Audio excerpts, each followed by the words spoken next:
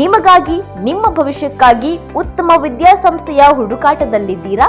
ಹಾಗಾದ್ರೆ ತಡ ಯಾಕೆ? ದಾಖಲಾತಿ ನೋಂದಾವಣೆ ಆರಂಭಗೊಂಡಿದೆ. ಅಡ್ಮಿಷನ್ಗಾಗಿ ಹಿಂದೆ ಸಂಪರ್ಕಿಸಿ ಅಕ್ಷಯ ಕಾಲೇಜು, ಪುತ್ತೂರು. 0821200030 9141160704 8050108510. ಸುದ್ದಿ ಚಾನಲ್, ಕ್ಷಣ ಕ್ಷಣದ ಸುದ್ದಿಗಾಗಿ.